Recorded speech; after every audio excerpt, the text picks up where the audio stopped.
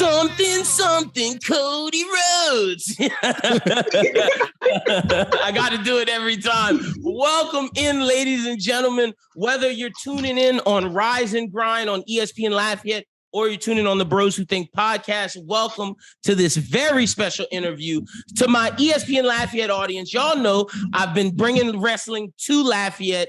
And y'all know I've been bringing on my guy, Brian Waters. But today we have a very, very special episode for y'all. Not only do we have Brian Waters on the show, we have the entire Wrestling Wrealm Podcast, Brian H. Waters, Mr. Dwayne Allen, and Brother Hugh on the show. I'm super excited. How are you fellas doing? I'll start off with you, B. How you doing, man?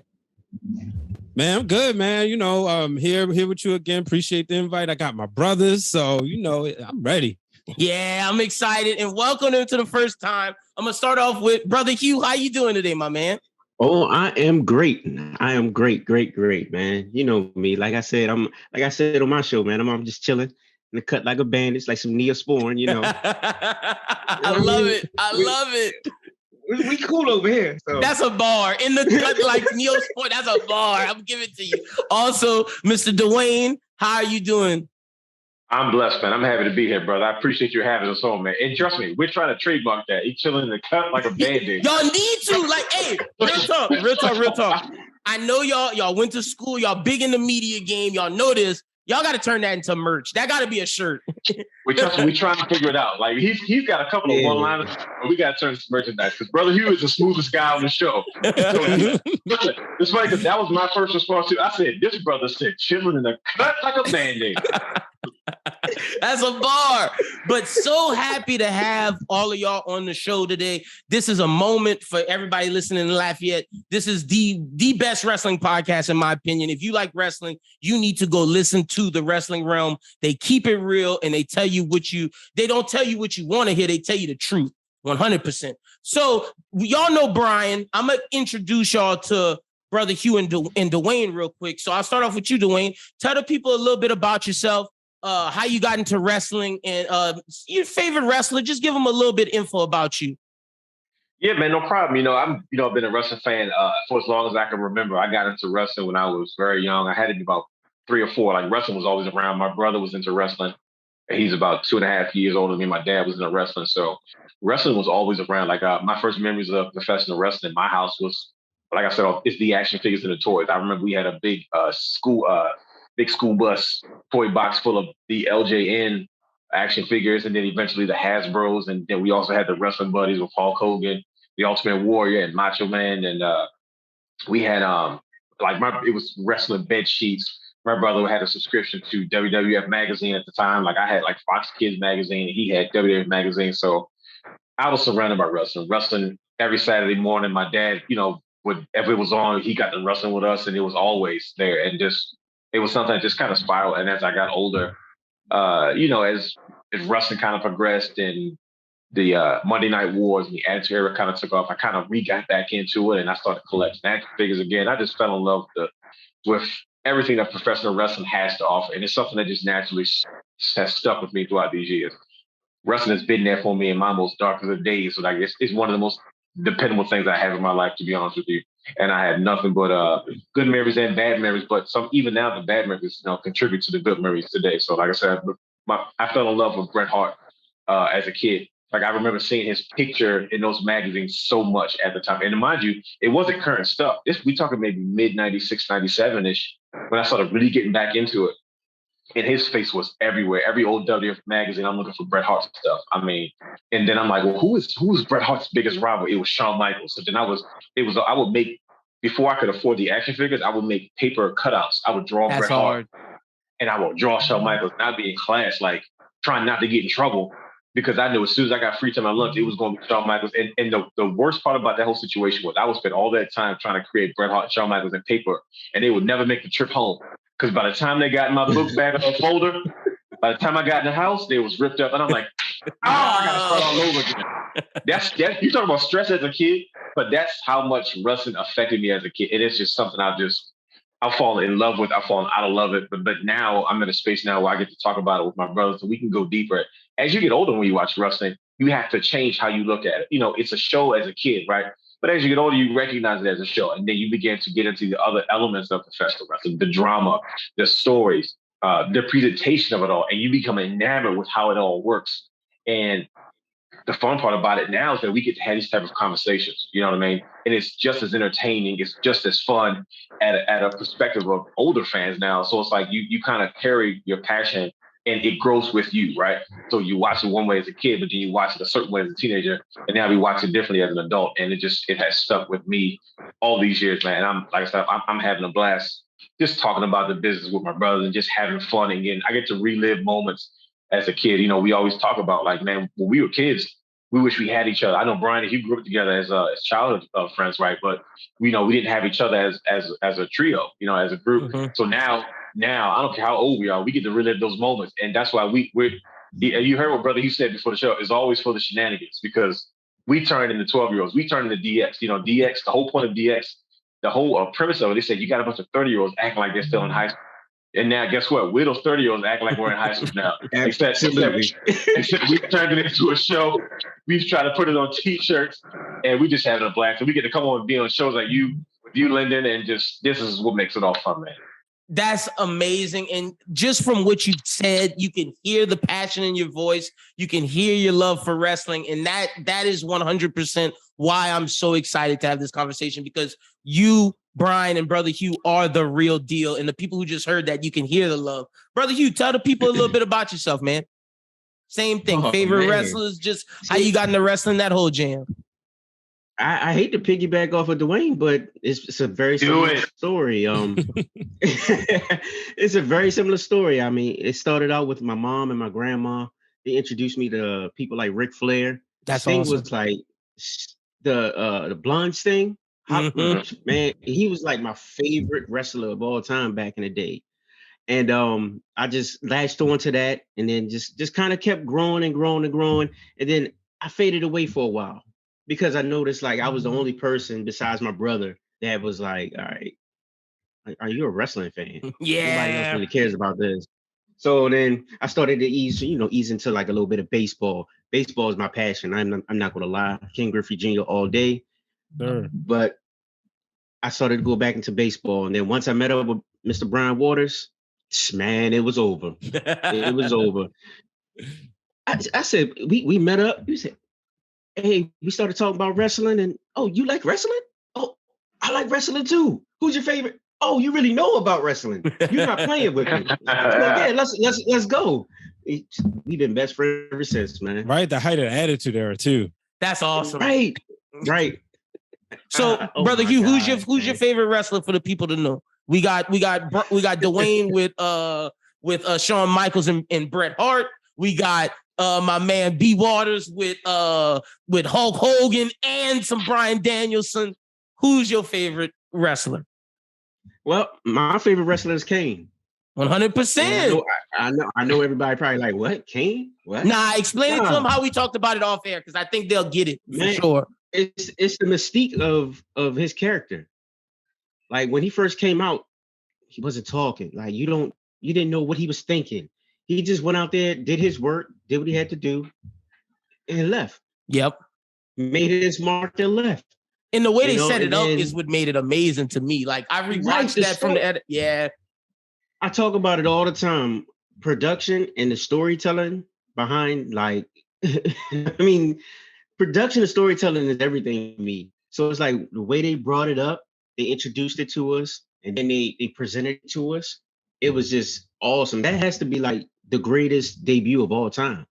I was thinking the same. Everybody was waiting for that. Yeah. 100%. I mean, what's better? Like just the lights, adds the drama, the fire. I can't give you one. I really can't give you one. Like to me, the things I can give you is like return pops. Like Kenny Omega coming back from injury. You got CM Punk coming back to wrestling for the first time. You got The Rock coming back to WWE. Like return pops, but in terms of introduction pops, I can't. Yeah. I can't give you too many. And see, I think it's very interesting because I like that Kane is your favorite because it goes back to what you said to Brian, like, oh, y'all know wrestling, because that's something you don't hear. So I love that. And I know I sent y'all the list, but I gotta ask y'all just because Brian, though, when things come up, we like to divert. Mm-hmm. Let's do it. We're talking about eras. What do y'all think is the best era in wrestling? And I think that'll be a perfect way to start off this conversation. I would definitely say for me the Monday Night Wars era, so that the Attitude Era is is considered now, but I say the Monday Night Wars era because I include WCW in its impact during that time. Like, we have never had an era where two wrestling companies were at the top of television. Period. You know what I mean? Battling it out, yeah. You know what I mean? Like we're talking. This is me in between commercials. We're talking TV, merchandise, pay-per-view sales. We have never seen two wrestling companies at the very top. Like, we've seen wrestling companies compete with each other, but they were in a smaller lane because they were wrestling companies. We have never, to this day, WCW is still the second most successful professional wrestling company behind WWE.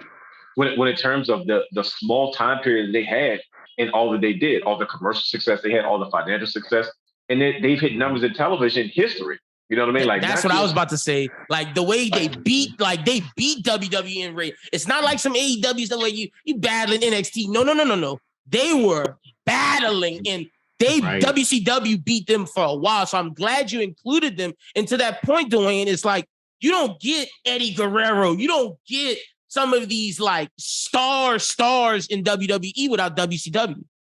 Big time. And at the end of the day, you got at one point in time, WCW was the number one wrestling company in the world. There's been no other company past WCW and WWE now that has been the number one wrestling company in the world. You have to be at least number one in order to say you compete at some point, because now it's legitimate competition. And I just think the popularity because of both of them, financially, commercially, and like you said, all the stars that came from each company and what they went on to do even after WCW folded. I just, I've always felt like that era to me was the best. I know it was one of the biggest financial eras. Of course, everybody has their bias based on what they grew up on. And I'm no different. That's partly why I chose it as well. But when you look at that time period and what came from it, across the board, to me, it checks all boxes. So I would always 100%. Love that answer. Okay. What you got, B? What you got, Brother Hugh? Best era in wrestling? I'll go. So if I couldn't choose the Attitude Era, believe it or not, I think for me, from a personal standpoint, I like the New Generation Era just because that set up everything, right? Yep. And from a child watching, all right, I got my favorite wrestler who you was just told was too old. Obviously, I didn't know this at the time, but he was on WWF. Now I see him go to WCW. Now I'm gonna watch WCW. Yep. And I'm seeing him wrestle new people like Ric Flair. I'm seeing him team with Sting. And now on WWF side, I got guys like Bret Hart. I got Diesel. And you got like this great wrestling over here. You got this good Scott wrestling. Hall. Yeah. Yeah, Scott Hall, Razor Ramon, And to see that, definitely. Yeah, set up everything, like to me, not knowing anything about the business side of wrestling, it was so much fun as a child because you mean to tell me, wait, I get 2 wrestling shows on Monday night? That was a big deal. So if you say, okay, you can't say the Attitude Era, obviously we're Attitude Era kids, right? Yeah. But if you can't say that, I got to go with the New Generation Era because even as a child, WCW was just there. It was like, okay, that's that other wrestling that comes on Saturday night or Sunday night or Saturday morning worldwide, right? But now, wait, it's on Monday night. So now I got Nitro and I got Raw and I can convince my parents to like order a WCW pay-per-view. So that's why I would say New Generation Era. Hey, I like that a lot. Also, Dwayne, just real quick before we come to you, Brother Hugh, another reason why the Attitude Era I was just thinking about, because I've been rewatching this because I'm a big Paul Heyman guy. I love the way he does business. I love I've been researching him. ECW was great, man. Like ECW had some big moments. Like ECW was the unsung hero of the Attitude Era because ECW fueled both WCW and WWE. Yep. I know they get lost in the shuffle because of how the size of the company and but what Paul Heyman did on a shoestring budget, along with those veterans like Terry Funk that kind of helped put ECW on the map. A lot of those WCW workhorses came from ECW. They spent time there. I'm talking about Perry Status, the Chris Jerichos, the Eddie Guerreros, the Rey Mysterio, the Psychosis. Those guys cut their teeth in ECW first. You know what I mean? A lot of times those guys just couldn't be retained because financially Eric Bischoff was willing to pay them more to start their show up because they were now on primetime television. And also, the Attitude Era wouldn't have been what it was if it wasn't for ECW. That's what I was about to say. Yep. Hey, look, there's an audience for this type of wrestling. You know, it seems so passe and it was different. But when you look at the financial state coming off the new generation, as Brian said, ECW was a trendsetter. Said, we're not going to go with what the status quo is because we can't afford to. Let's stick to what we do. We're going to take our grunge and we're going to turn it into something that's completely alternative. And that a lot of the ideas that sparked the Attitude Era came from ECW. Yep, it was the beer, the Sandman drinking the beer. You got Raven, all that stuff. You don't get Stone Cold without ECW. The women, the violence. I mean, they all that raunchiness. Yep. They even the promos. Stone Cold Steve Austin used to cut those promos on WCW. WWE was not doing long-term promos. They weren't doing backstage conversations as much before until you saw early vignettes of Steve Austin portraying what it was like to be in WCW. He barely wrestled in ECW, but he came there to vent, and he did those. Eric Bischoff came dressed as Hulk Hogan, and and it was like, man, once Vince McMahon, you notice he realized that, hey, these guys can talk and they can carry these storylines with their comments, with these stories, with these long backstage promos. We have segments like The Rock beating up Mankind on a Sunday night before the actual pay-per-view.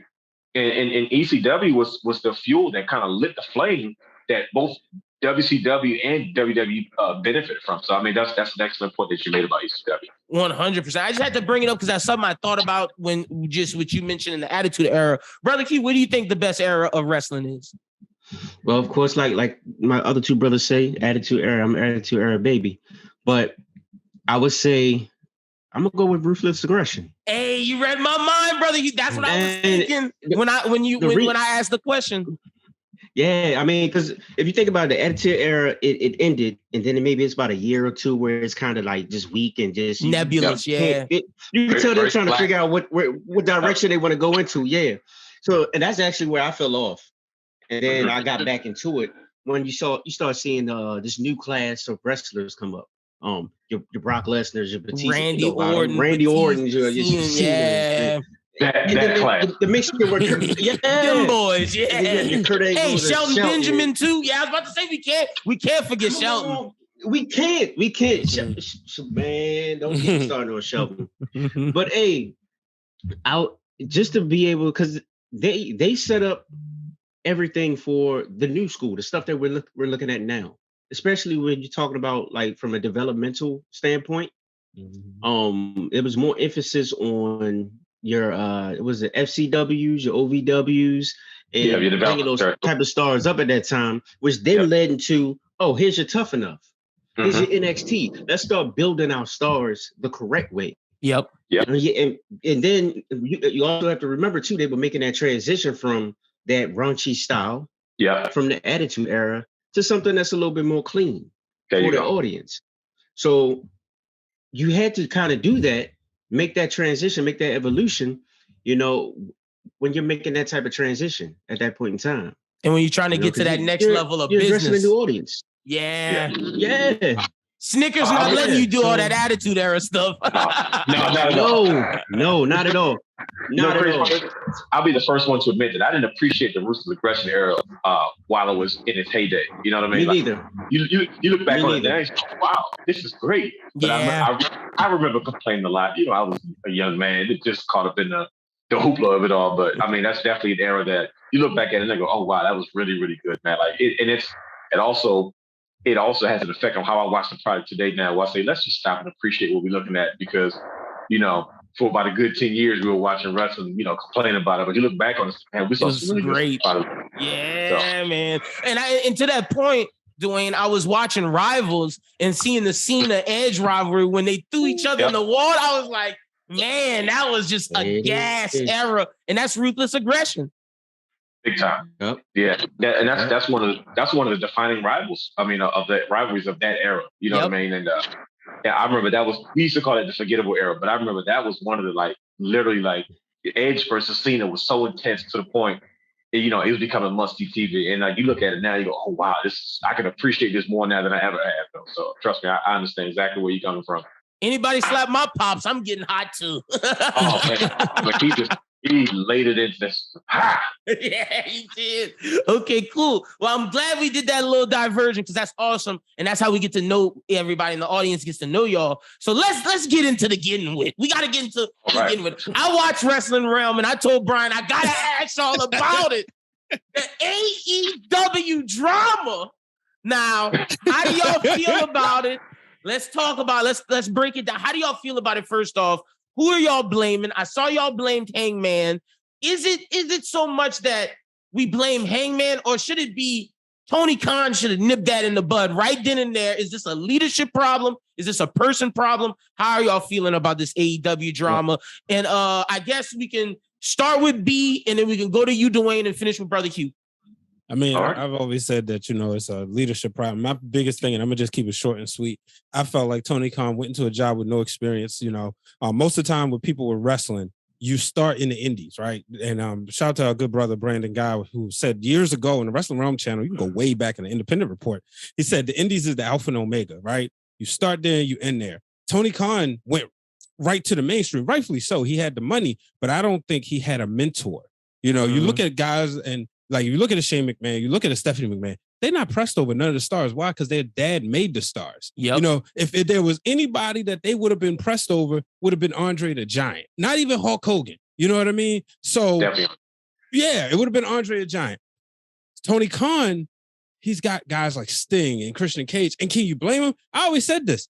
If I had a wrestling company, if I had $1 gazillion, I had a wrestling company, and I hired Hulk Hogan, I might listen to a lot we have to say because I'm going to mark out. If I hire Bret Hart, I'm going to mark out, and that's what I see with Tony Khan. 100%. And whether or not I agree with y'all with some of the other stuff, I agree with that take 2,000% because it really feels like he was. Oh, I like Kenny Omega. I like the Bucks. I like CM Punk. Let's get all these people I love, and you know what? I'm gonna just give CM Punk this. I'm gonna give Hangman this. I'm gonna give this person this, and it'll just work itself out. And to your point, it doesn't seem like he grinded his teeth as a promoter. It just seemed like my dad owned the Jaguars. We got a lot of money. I could do this. And I think his comments in the scrum where he was like, I'm not going to get Jim Crockett promotion. I got a lot of money. It's not going down like that. I think that verifies what you said 100%. Mm-hmm. Dwayne, how you feeling about it, brother? Yeah, I mean, I don't disagree too far from what Brian H. just said. I mean, at the end of the day, we talked about it from the very beginning. We asked a lot of questions when AEW was first being established. and one of the things that I noticed from the beginning was he had nobody working with him personally that had any veteran experience working in the business, right? One thing that I've noticed in every other company, even when TNA first got started, they had a lot of veterans working behind the scenes. I'm talking about experience. They had Dusty Rhodes. They had Larry Zbyszko. They had Ricky the Dragon Steamboat. They had Harley Race at one point. They had experienced people. They had Jerry Jarrett and along Jeff Jarrett. They had Terry Taylor. I'm naming all people that if you don't know that these people have worked in multiple wrestling companies over decades, you know what I mean? That's your foundation because at some point you got to have some previous experience. I didn't see any of that when AEW was first being established. Even Vince McMahon brought Jim Cornette in, like the god Vince McMahon brought people in. I mean, think about it. He brought Jerry Jarrett at one point. Like Jerry Jarrett was running Memphis territory for a long time. You know, when he had the steroid scandal, he was working actively as the president just in case, Vince had to do jail time because of the steroid allegations that was against him. You know what I mean? Like at the end of the day, he brought in experienced people. He brought in people that were older than him. He brought in the Pat Pattersons, the Gerald Briscoes, the Jim Rosses, people that had experience in the business. I didn't see that with Tony Khan. So naturally, you're going to see like, okay, so who's going to run the show? And then you hear about Young Bucks and Kenny Omega and Cody Rhodes being executive vice presidents. I'm like, okay, so now you have the inmates running the asylum. And it's difficult when you have one talent that has to be management and your on-air talent. Like we saw with Vern Gagne and AWA. You know what I mean? He's the owner, but yet he was the champion quite often, right? Yeah. And then you saw with Dusty Rhodes as the booker of the NWA at some point in time, and even early parts of WCW, and he was on the show. He's one of the biggest stars, right? And some people could say that was the downfall of Jim Crockett Promotions. It was when they started to let the bookers win everything. I mean, at one point, Kevin Nash was booking the show for WCW because they was trying to find something for him to do, and he was like, "Okay, let's." Mm-hmm. So now you have almost five guys that are in management positions, and yet this is also the top talent which you're building your entire company around. The overall structure with AEW, but like it's the result of inexperience. Sometimes having money is not always the answer to your problems. And I just think at the end of the day, the overall structure that was set up, like I said, there's no decorum backstage, right? There's no tradition being set. There's no levels of respect that's usually established in any locker room, even an independence. You can't go to the locker room thinking you're going to do it. You have to shake everybody's hand. Whoever the locker room leader is, you have to give them respect. You just can't come in and say, I'm the guy now. No, there's a certain decorum that's usually established with your backstage culture because of the history and the veterans that you usually have surrounded your company. I didn't see a lot of that when AEW got started. So I'm not really surprised. And, when you got a guy like Hangman, and to me, there's no way the Undertaker would have let any of these things go down. There's no way in the world Roman today will let any of these things go. There's no way in the world Andre the Giant would have let. Nobody was checking Andre. Everybody was getting Andre back in the golden years and the golden era of professionals, right? I don't see that in AEW. So naturally, when you have that, you're going to have problems with your infrastructure. If you don't set a solid foundation, eventually you're going to sink. So, I mean, that's just it in a nutshell. Like, I'm not surprised these things are happening. And then you start bringing in personalities and egos, stuff that naturally comes with the business. Because when you're drawing money, you got to do what you have to do. But at the same time, though, anytime you bring in a new talent, it's going to rub your established talent the wrong way. It happened in TNA. All the originals are going to say, we bust our hump to get here. But at the end of the day, it's a business. I had to bring in these names to make money, but now those egos, you have to deal with those egos now because those egos may bring in money, but they bring in their personalities, they bring in their personal baggage, and it's clashing with what was supposed to be your foundation. So now you have a clashing of cultures. My money versus my foundation. My heart, and Tony Khan seems to be stuck in the middle of it. And he's having a hard time trying to decipher, what do I have to do? Should I be loyal to the ones that I started this with? Or should I be loyal to the name that's from the house? Because it's still a business. So And to your point, I think everything you hit on the head was accurate 200%. And in the way I can back it up with stuff that we know, I think losing Cody Rhodes was the biggest downfall to them. And to his promo, and I got to give your man Cass props for this, Brian, because Cass pointed out on y'all show, the Cody Rhodes promo that he did during the Sammy Guevara the ladder match. The ladder match. Yes, sir. Yep. Before he left, when he said about CM Punk, he was like, all this stuff is going to clash. All this guy talks about doing, I did, and you're losing this is going to be an issue. And then in the interview after, he was like, you bring in all these personalities, and it's going to be the homegrown versus the WWE guys. It's going to be a big battle royale. And it's going to be clashing. And I think without Cody Rhodes being there, there's no locker room leadership, to your point. Yeah, and it doesn't surprise me. Like, we're talking wrestling, like the professional wrestling industry is you're swimming with the sharks. You know what I mean? And I remember talking to Brother Hugh. I remember talking to Brother Hugh and Brian. I said, so what happens when those WWE sharks go and say, oh, look at this freshwater. He's paying a lot of money.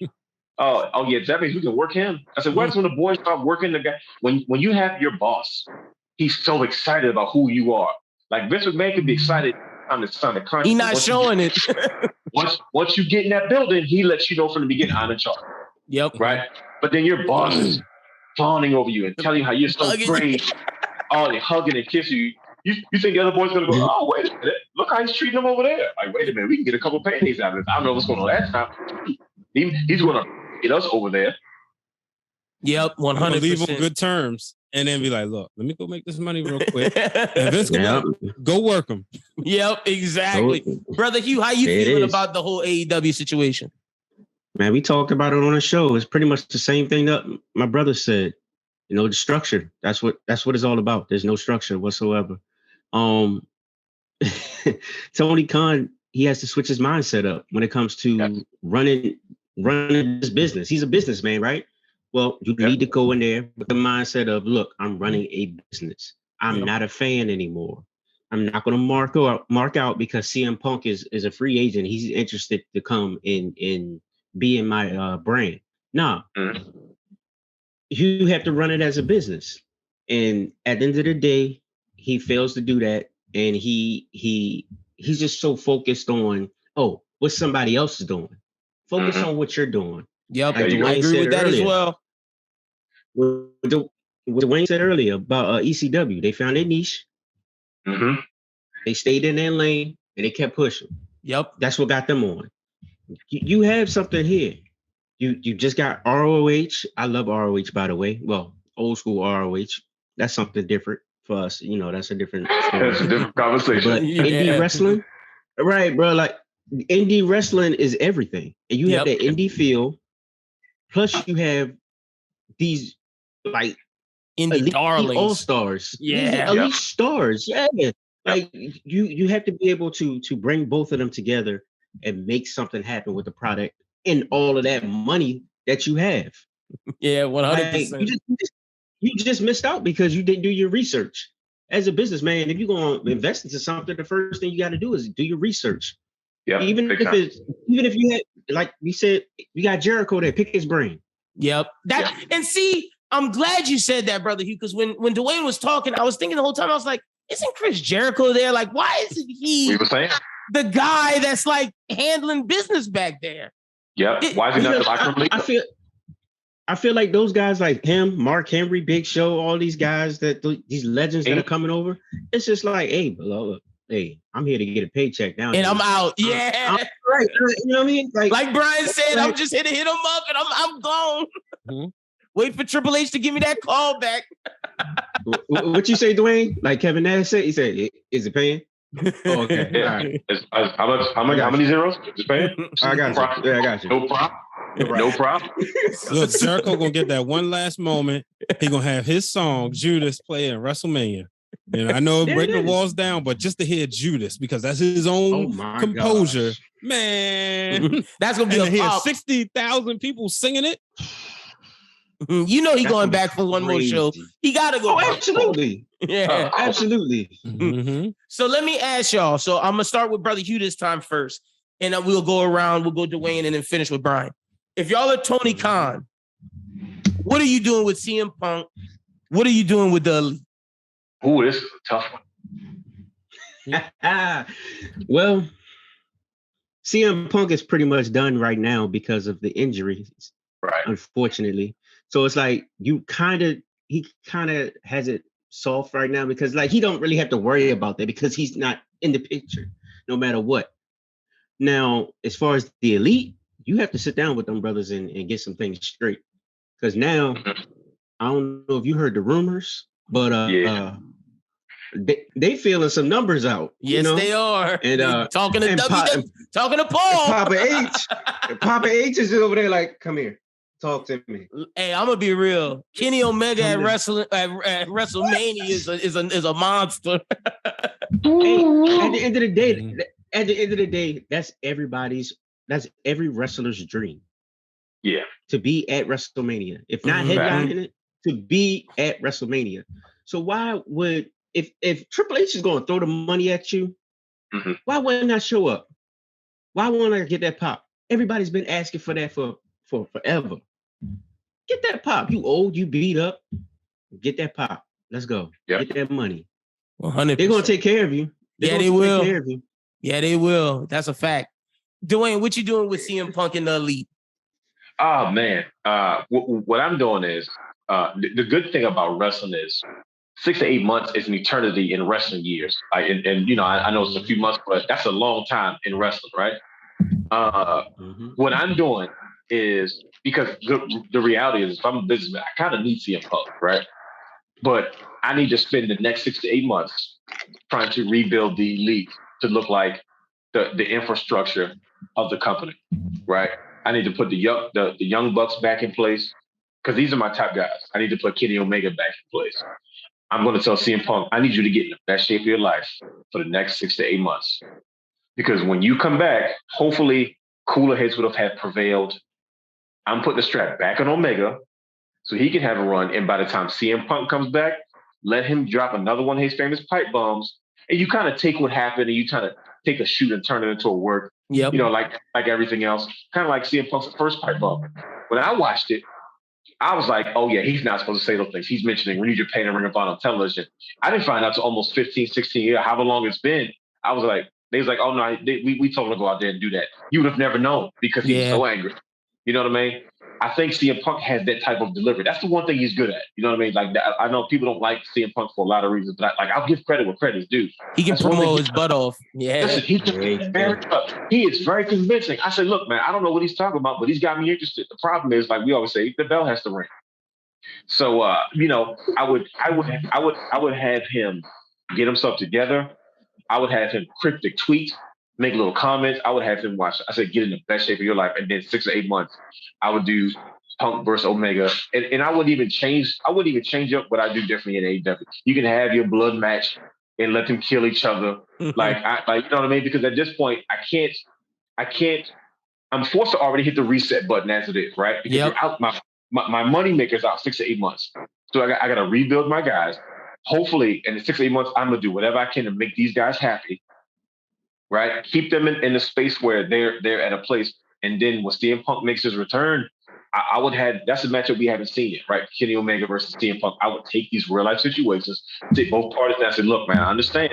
If Hogan and Savage can do it and make money, you guys can do it too. Yep. Like, 100%. You know, guys have notoriously not liked each other and have had some of the best. Shawn and Brett, goodness gracious.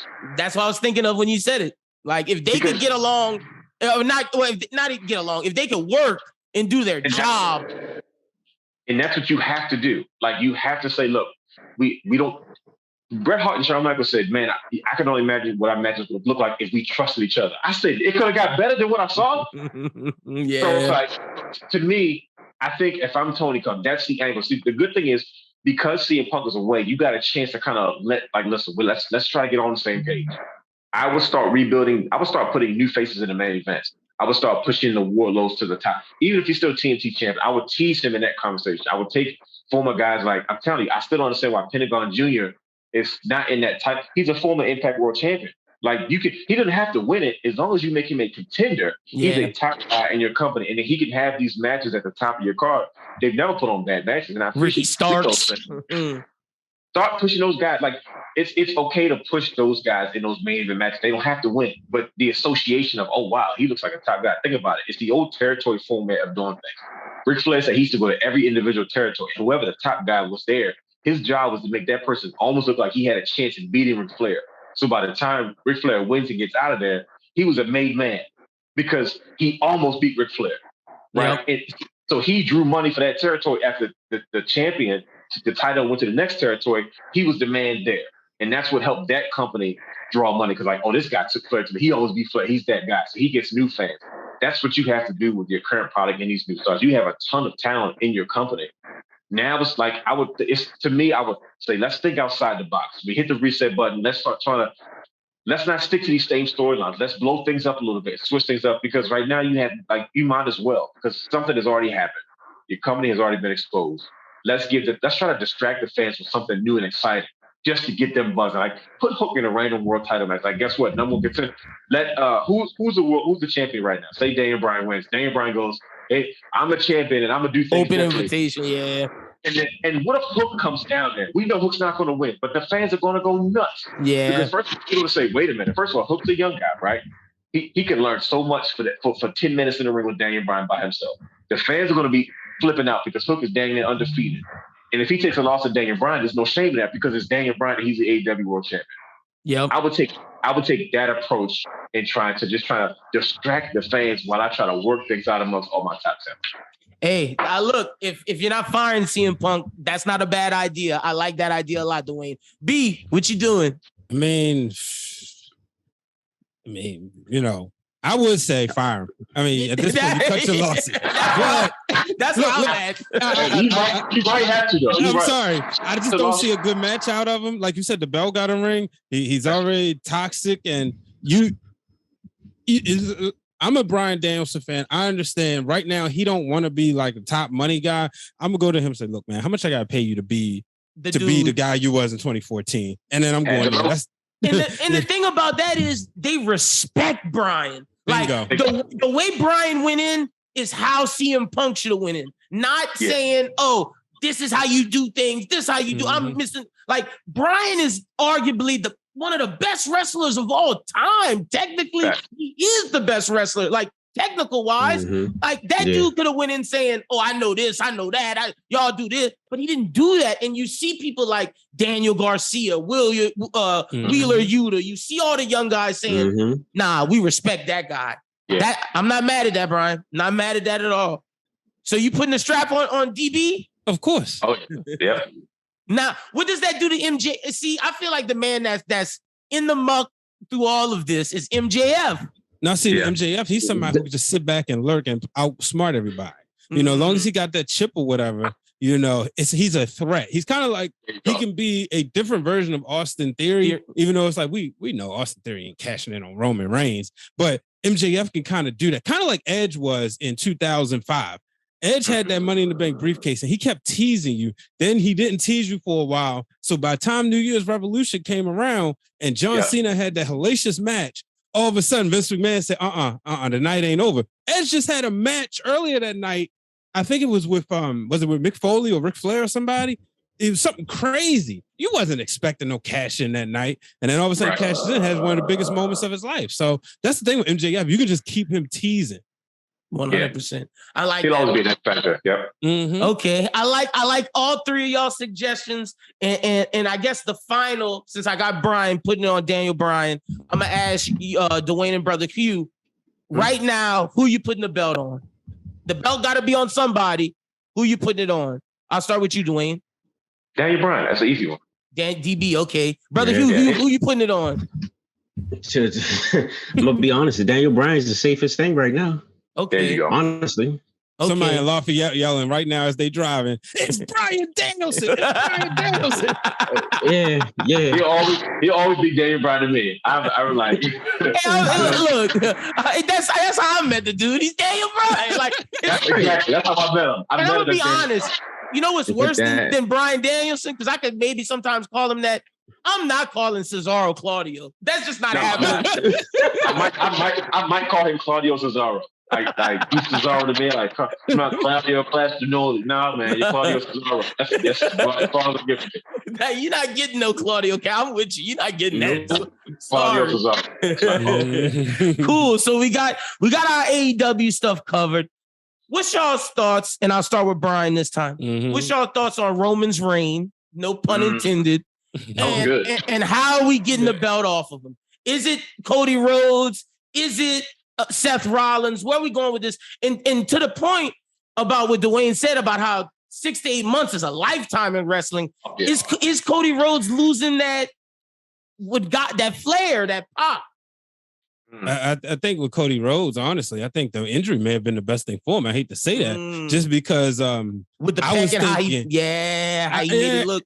Yeah, that too. But I was also wondering. I was thinking, all right, if this is the guy that's supposed to win the title later, and they're not going to do it so soon, how are they going to keep up that momentum before the fans eventually start turning on him? So, but my thing with Roman, man, I don't want to see him ever lose the championship. I haven't felt this way with since I remember me and Dwayne would talk about this in 2015 when Seth Rollins had his run, and up until he got hurt, Seth Rollins was such a great first-time champion that I was not ready for him to lose that title. And, you know, and to me now, he just got back to where, like, he's must-see TV. Like, he did some cool stuff, don't get me wrong. But, like, right now, Seth Rollins is must-see TV. But Roman Reigns, I mean, he's just, everything he touched has been gold. I don't want to see him lose the title no time soon. If I had to take it off of, it's got to be either Seth or Cody, because those are the two people that he hasn't pinned. And those are two people you can build up. I love what they did with him and Seth. It's a reason why Seth didn't beat him. I mean, he didn't beat Seth clean.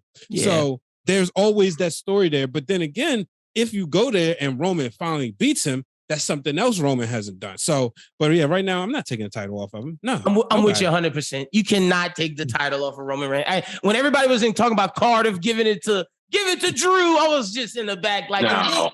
we not killing him Bison like that. No, sir. I know something about him Bison. Man. we not getting him Emperor Palpatine out like that. No, sir. Like, come on. It took Kid Fistu, Mace Windu, and another one to even injure the Emperor, let alone one person. And Drew is, I'm sorry, you're not that guy, pal. I love Drew, but you ain't the one to take it off Roman. Dwayne, how you feel about this? No, I mean, I think excellent points by both of you. I think I'm going Cody Rhodes. Let me start with that. And I say this because for Cody Rhodes, it's the ultimate redemption story. I think the biggest problem for me is you hate to lose Roman Reigns having both those titles because his reign of dominance has just been like once in a lifetime. This is generational. Like he's going to be this generation's like guy. You know what I mean? Like every generation has a guy, and there's always world champions. You know, to Hogan, you always had Sting and Macho. You know what I mean? In WCW, and then to Andre, you had Hogan, and you had John Studd and Junkyard, and so there's room for always other world champions, but there's always that guy per generation. You know what I mean? You have Andre, you have Bruno Sammartino, you have Andre, you have Flair, you have Hogan, you have Bret Shawn, you have Rock, you have Austin, you have Cena, you got Roman now. You know what I mean? And it's like it's tough to let that go because I'm like, man, his reign of dominance is tough to give up. What I want to see is somehow they split those titles because I don't want to see anybody else have both those titles.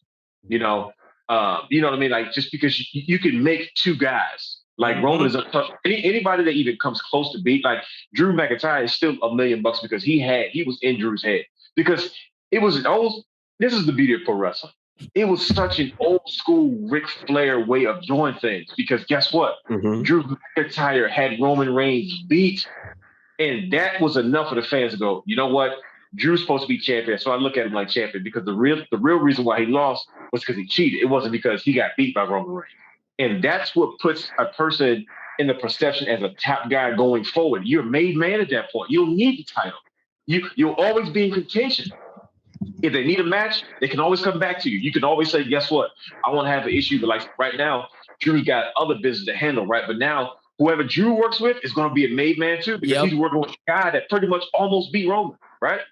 So it's like you have a unique opportunity to do that for two different players. So if Roman doesn't have the title, most likely I see him taking like a little bit of time off. You know what I mean? He already works sort of a part-time schedule.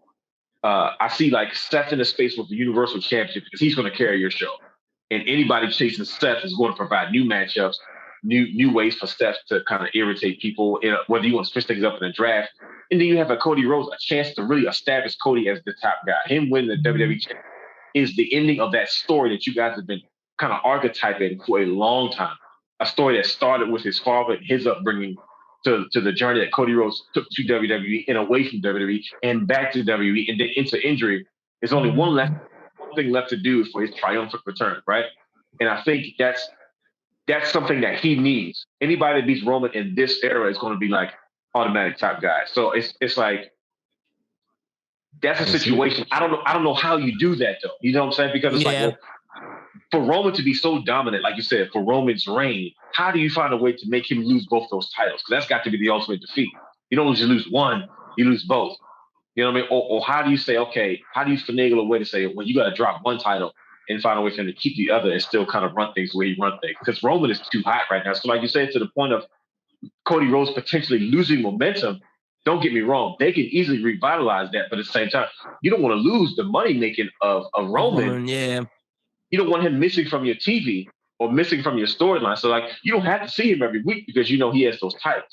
So it's like, you don't have to say, well, where's Roman at? Nah, he has those titles. He's going to show up in another week or the week, or he doesn't have to wrestle on your show. Think about it. Nobody says Roman Reigns is a champion. He doesn't wrestle because he has enough of an impact of a champion where he will show up at the end of the night and Drew McIntyre will have a match. Roman might show up at the end of the night just to jump Drew, fear him, and guess what? The fans are satisfied. That's when you know you are a top guy. That's Hulk Hogan like.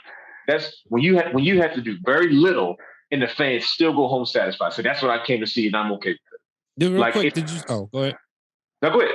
You was talking about money, and did you see on Dan Orlowski had the acknowledged shirt on? Acknowledged daddy. Yeah. Money. Yeah. And now how many more shirts you think WWE sold?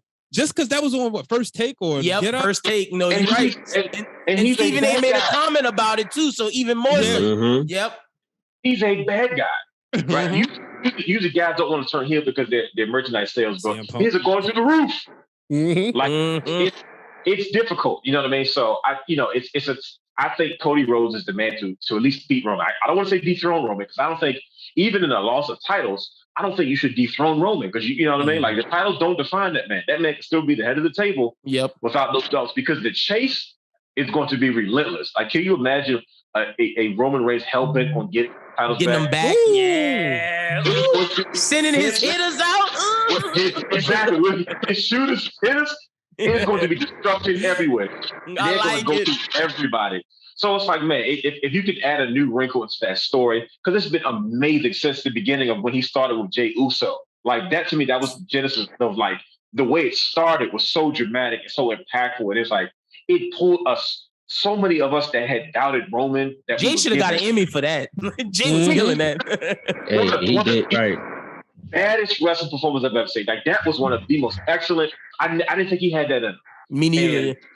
But to see him do that and to like look at the evolution and the progression of it now with Baby Goose, as we call him, with Solo Sikoa, he came in day one and owned SmackDown. His promos, what he said in the ring, what he said backstage. I said, he looks like he's been here before. I said, this kid is ready. And I'm like, man, that adds another wrinkle. And then you have Sami Zayn in the mix. It's like White Goose. I love it. You don't want to lose this off your TV, man. But it's a tough call to make because, like Brian, they say, you don't want to lose Roman, but at the same time, you got to make other players because you got to make new opponents and you got to make new marquee matches that people want to pay big money to see. 100%. Brother Hugh, how you taking the belt off of Roman? Man, y'all don't leave me with any options whatsoever. Sorry, brother. Nah, but I love it though. You know, I mean, y'all brothers know what y'all talking about. I mean, I'm just gonna say some wild stuff. Like maybe you can do like ultimate heel move. Ultimate heel move, just the same way he walked off in Cardiff. Acknowledge me. And just walked off. Man, I'm tired, man. Ain't nobody. Get the belts. Oh, that's hard. Man, come on, bro. I can't lie. I'm going home. I'm going home, chill with my wife. Like, yeah, call me when you get some competition. And then you got some people. You build some people up, and then he comes back, and it's like, And then, there's also the opportunity. Everybody keep talking about The Rock. Well, then The Rock can be like, look, well, I'm gonna call you out on it. You supposed to be head of the table, this and that, whatever. Why'd you give up your throne like that? Yep. And then you can start something that way. And you start a family civil war. Right. Yeah. And like at the same time, you're still building other matchups. You're building other superstars. And you have the titles away, but it's still belts on both shows. Yeah. I like that. I like that. That's what I give you because they took everything else. Hey, no, that's a good suggestion, brother. Brother Hugh, that's actually very smart because that's something I didn't think about it. If Roman does say Roman somehow loses or drops those titles, if The Rock is involved, he's not going to be worried about those titles after a while because everybody's going to be like, oh my gosh, Rock versus Roman. They're not going to be like, well, he lost the titles. They're like, nah, brother, we got a civil war in the family and now we got to figure out what's going on because I can only imagine how Roman is going to feel if The Rock decides to call him out and say, yeah, guess what? You lost those titles. That's something I've never done. And now you got a Samoan civil war. Like, there's a lot of dynamics. And I don't think people are going to be like, well, you don't build the belt. They like, bro, I don't care, man. We about to get Roman versus Rock, and the build-up's going to be 3-4 months. That's a moment. Good suggestion, Brother Hugh. ESPN Lafayette, the best ticket in sports. Look, ladies and gentlemen, if you want to hear the full version of this conversation, be sure and tune into the Bros Who Think podcast. That will be out on Friday. You can follow me at LynBWT for the link. Real quick, just so we're going to finish this conversation for the podcast, but real quick for the Lafayette audience, I'm going to go around. Y'all tell them where they can follow y'all at on social media and where they can get y'all podcast. I'll start off with you, B. Tell them where they can follow you at, all that good stuff. Follow me at Brian H. Waters. Just follow me on Twitter, Instagram, TikTok. I'm right there.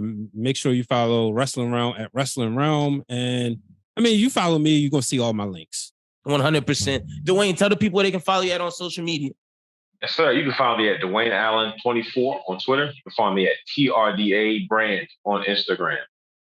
That's pretty much where all my shenanigans go down. 100%. Brother Hugh, tell them where they can catch you at on social media.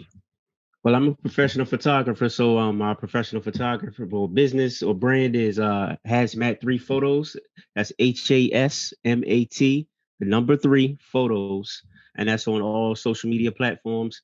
But of course, I'm at Wrestling Wrealm, and You can also catch my shenanigans and Gumpertree at HASTHE to the 3RD.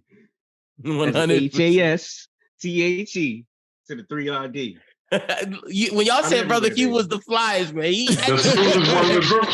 that dude cold, man. Gotta give it to him. So look, ESPN Lafayette audience, this has been a great conversation. It's not done. We will finish it up. Tune into the Bros Who Think podcast on Friday for the full conversation. Now let's get back into it because radio, we can't stretch our legs, but now it's podcast time. we can stretch our legs a little bit. I can turn off my timer and we good to go. So let me ask y'all. You brought him up. These brothers that they'll have you burn the midnight oil.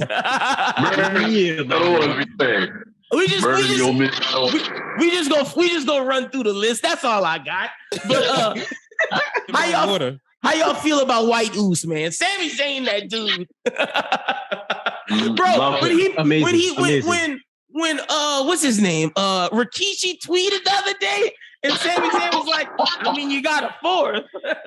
And that picture going around with the Usos and Roman. And that's not solo. I don't think that's solo. It's not. That's the funny part. Because that Uso is like the third brother. Age. Yeah.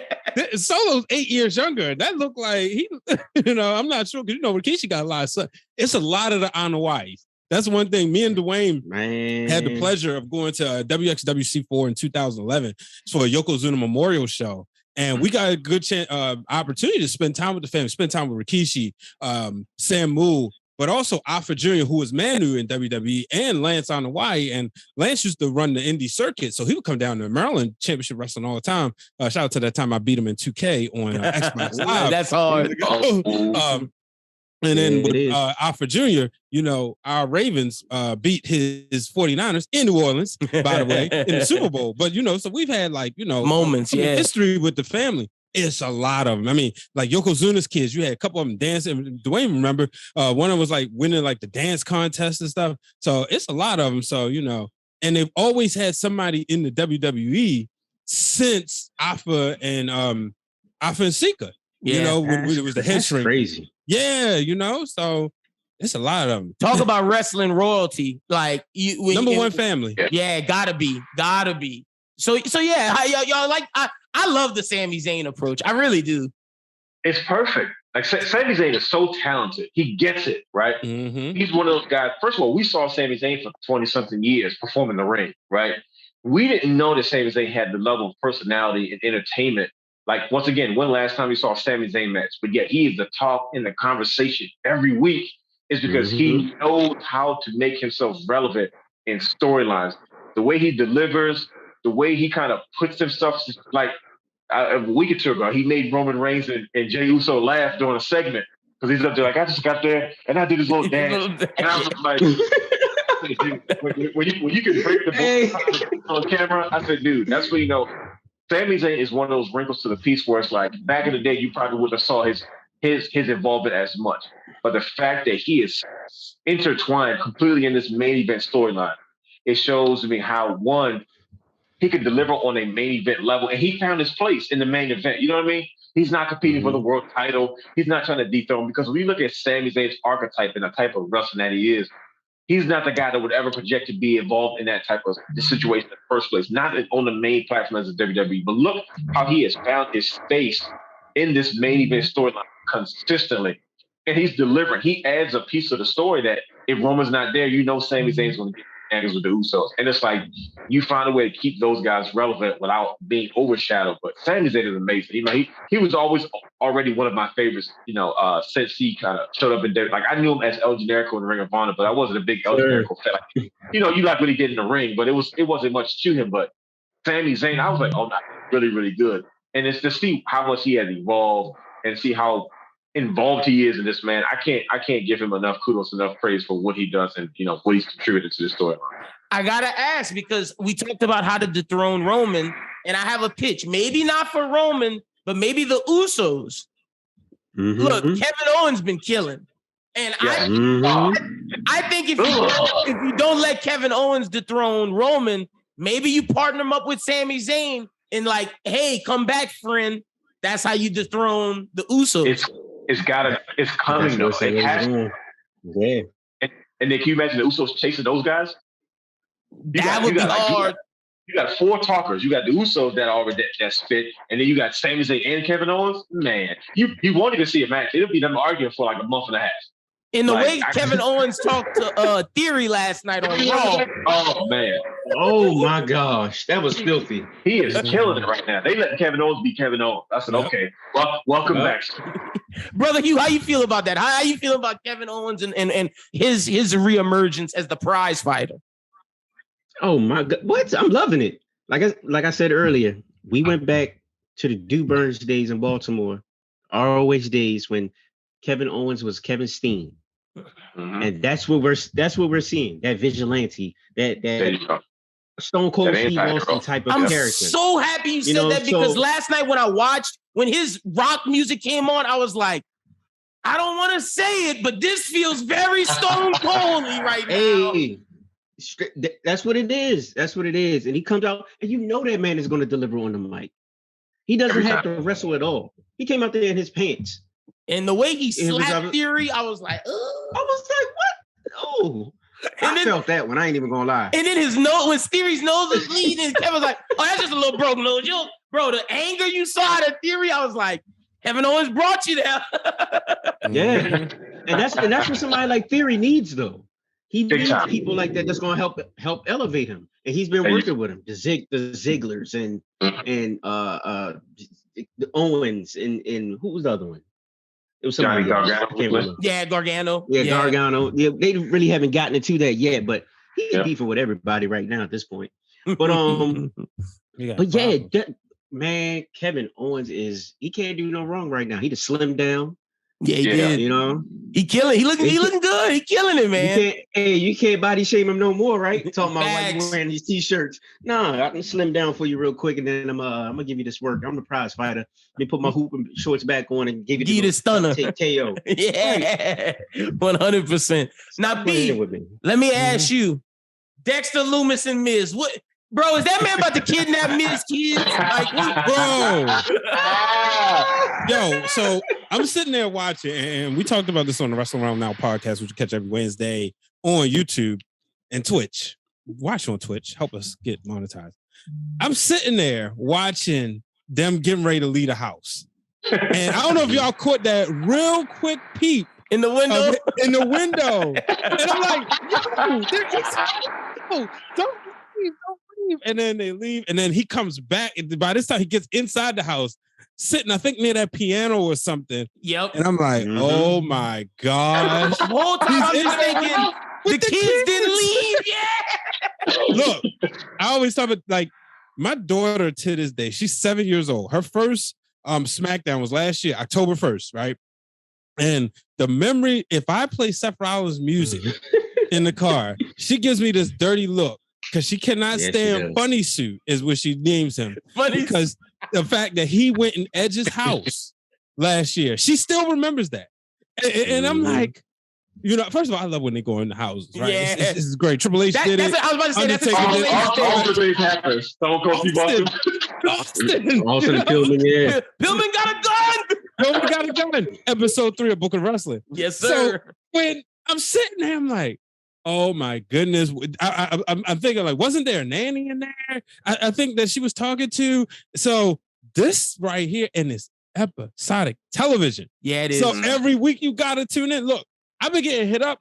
People saying, yo, I can't wait to tune into the Wrestling Wrealm because we need to know what's the next part of this investigation. Bro,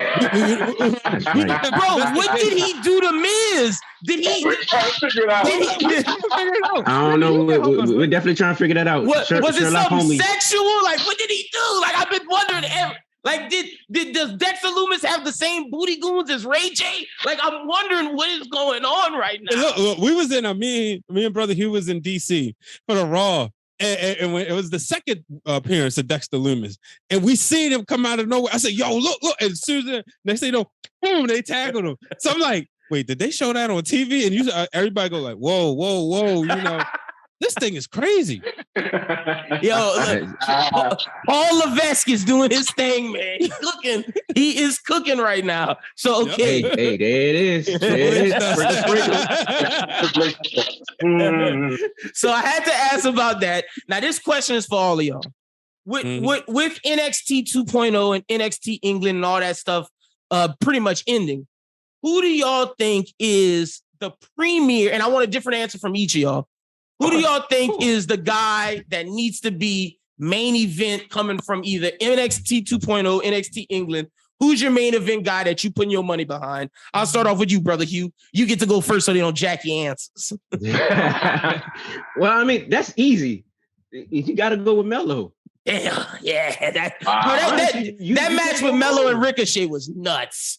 Yeah, that was unbelievable. You cannot go wrong with Melo. Like, the charisma's there, the look is there. He might be a little short, but hey, it don't matter now with Triple H. It don't matter now. Papa H said, "Come on now," But like, yeah, it has to be Melo. You can't go wrong with him. I like that. Okay, I'm gonna go to you next, Dwayne. Who you got?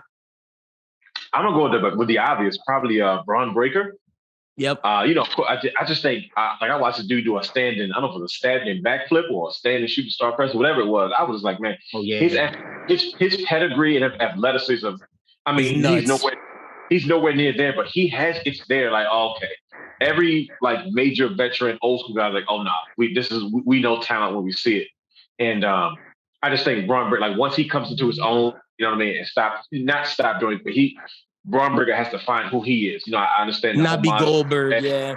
Yeah, you know what I mean? Of course, that's what development was for, but I think Braun Breaker's that guy, though. Yep. And I think he knows that, Dwayne, because his tattoo that he had of Goldberg, I remember he did an interview and he was like, man, I wish I never got that, because now where I'm at, I don't want people to associate that type of thing. Yeah. That's why Randy Orton didn't get it, because he wanted it.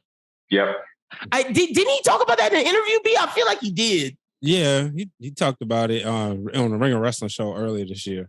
Thought so, y'all. I told you, y'all. I was working.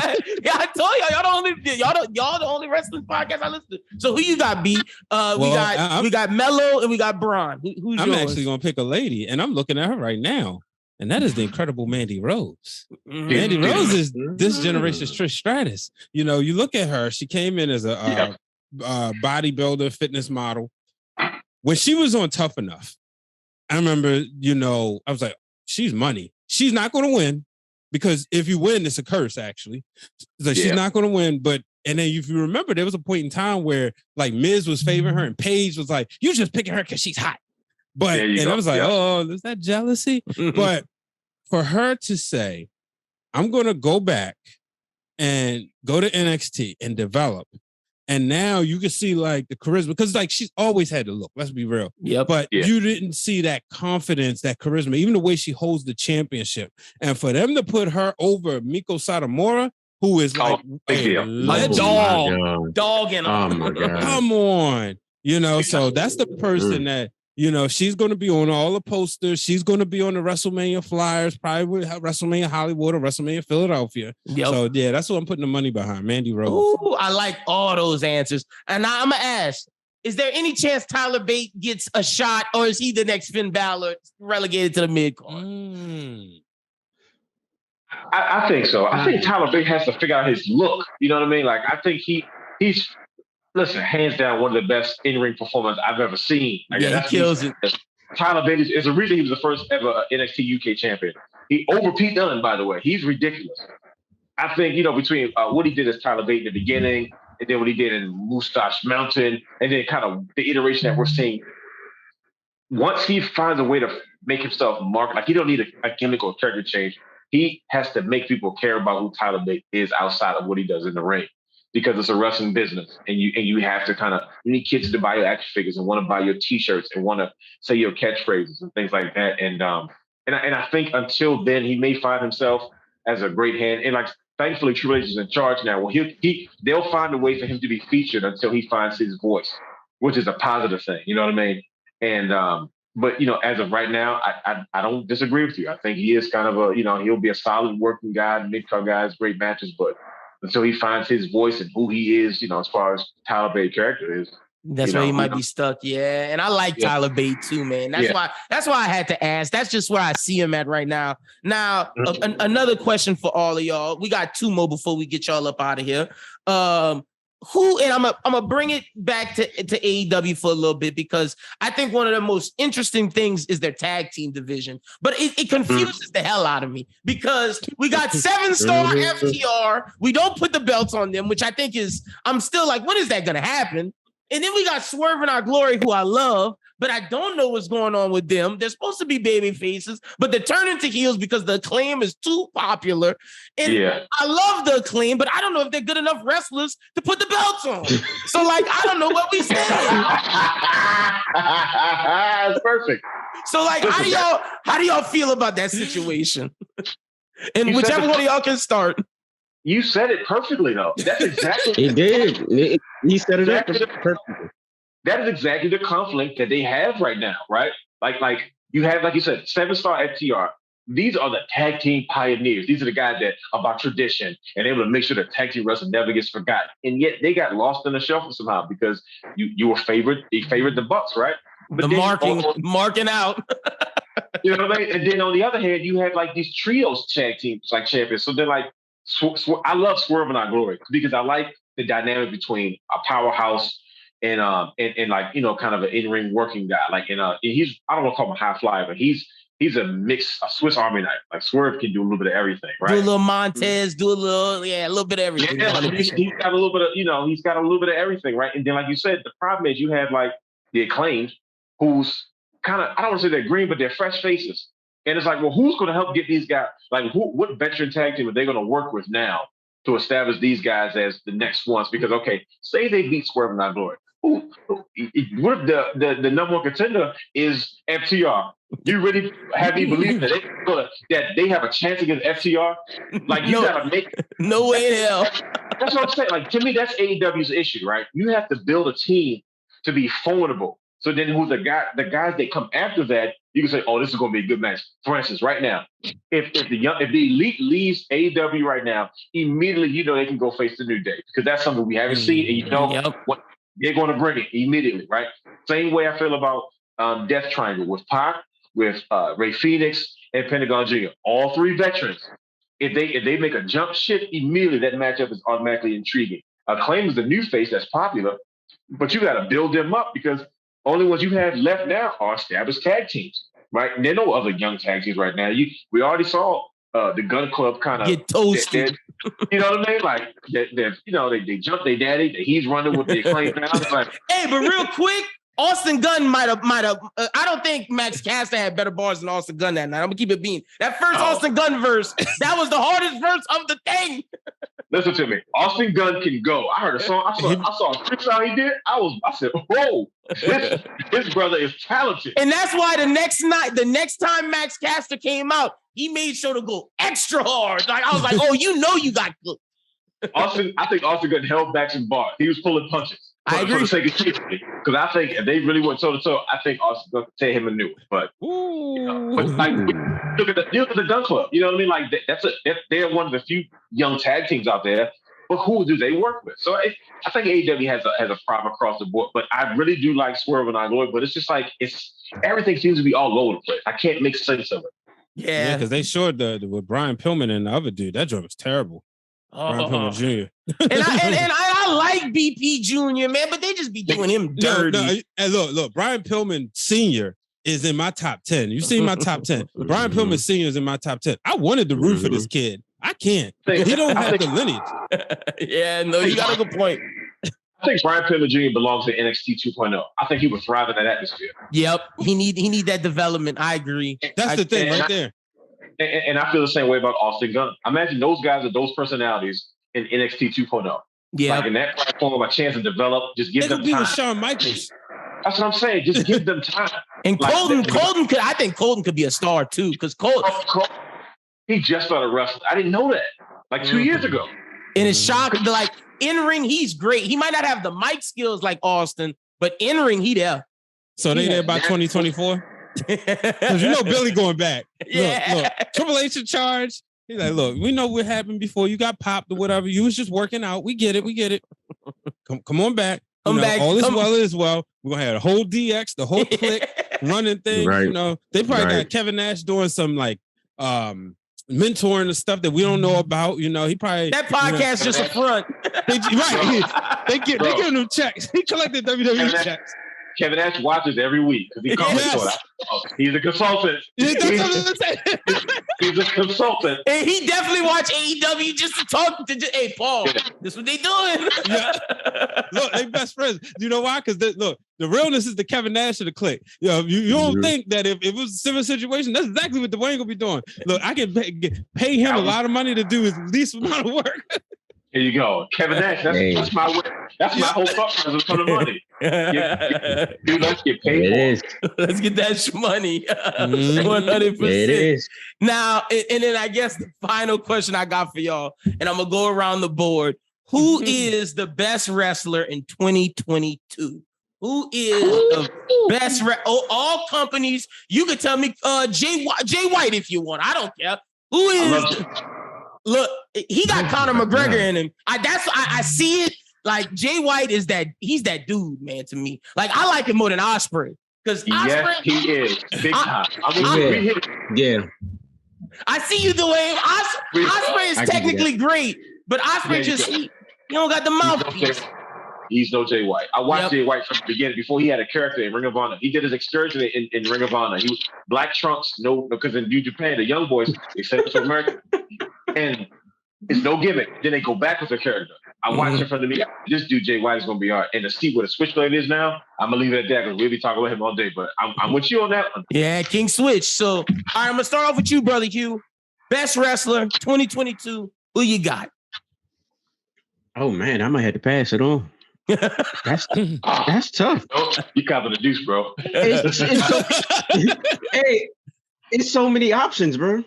Oh, I need one, and if I pass it to one of them, and they take your answer, you can't be mad. Nah, I ain't gonna be mad. Go ahead, you go ahead. Give me. All right, which one of y'all want to go? Whichever one, BR Dwayne. Whichever one of y'all want to go. Good. Seth Rollins. I knew he was going to say that. Seth Rollins is the guy that everybody wants to have a match with, because not only is he putting on great matches, he's on the marquee. And you know what did it for him that made him the best wrestler? That match with Cody Rhodes. Yes, sir. When he took care and protected that man. That lets you know, okay, this is a guy that I can trust with my life, And so that's right there. It's a shame that there was the sponsorship that robbed us of a match for him at SummerSlam. But to me, Seth Rollins like Roman is the guy you make money with. Like they like Hogan and Savage, right? Yeah. Hogan is the guy you make money with. Seth Rollins is the guy he's the best wrestler. With. Yeah. I like that. I'm not mad at that answer. Who you got, Dwayne? And I'm going to Marquis, man. I'm going with Roman. I mean, not a bad answer either. He's a guy that I never expected to like the way they gave us. Like they were giving us Roman when we wanted Daniel Bryan, and I never forgave him ever since. But for him to completely change my attitude, I'm difficult to kind of come around, and just to see the way he delivers it match after match, and he tells a different story every time. That's the thing that shows that he's on a different level as far as what a wrestler is in today's day and age. Man, he has found a way to. He takes all the time. He works a part-time schedule, dang near, and he finds a way to stay relevant, stay on top. And to stay, the reason that people shout and scream. I've never shouted and screamed at my TV this much in a long time due to Roman and everything he's involved with. So I definitely go Roman Reigns.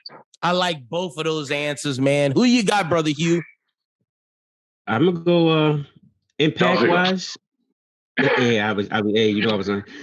But hey, real spiel. The Shield is carrying wrestling right now. Like I like it. Kind of. Right. I want to say Moxley, but I'm like, He honorable mention, like, because he did hold AEW down for the summer. I'll give him that. Right, exactly. But to be honest, and like people might look at me like I'm crazy though, but I was gonna say Kevin Owens just because of like his work ethic and what he brings to the table. The way he put Zeke over. This year, the only thing is this year he might not have had like a lot of marquee matchups. Sure. You know what I'm saying? So if you match him up like with a Seth Rollins, he has Cody, he has Roman. But Impact, he might be because you got the Stone Cold match. You got Zeke. Exactly. That's enough. That's Stone Cold match. Yeah. Hashtag tweet the picture. Yeah. Right. Last minute. That might beat out everything, Brother Hugh. So you might be right on that. That's not a bad pick, man. I like that a lot. I think I'm gonna go with it's between Seth and Roman for me, but I do have Jon Moxley honorable mention just for what he did for AEW in the summer holding it down. I think I'm gonna say Seth best in ring, but overall, Roman got me on my TV every week holding up the ones. Like every week. He got it all, bro. He got it all. It's incredible what that dude has done because I wasn't watching him when he was the big dog, but I watched a lot of docs on the big dog, and people hated that character. Like, people hated that dude. Like, I'm shocked he got where he is, but I think it's what the Usos said about how he just had to start being himself, and once he was himself, it was over with. And like, give credit to his mental health. That too, because like, man, to say what he went through, going through leukemia, and then having all the people in the world hate you, well, like all the people in the wrestling universe hate you, and to get over that, say, you know what, screw this, I'm doing what I want, and y'all gonna love me, acknowledge me, hardest thing ever, man. This was great. I love this, man. Thank y'all so much for coming on the show, the radio show, the podcast. This was absolutely amazing. For the podcast audience, again, y'all can tell the people where they can follow y'all at on social media. We can just start with Brian, go Dwayne, and finish off with Brother Hugh.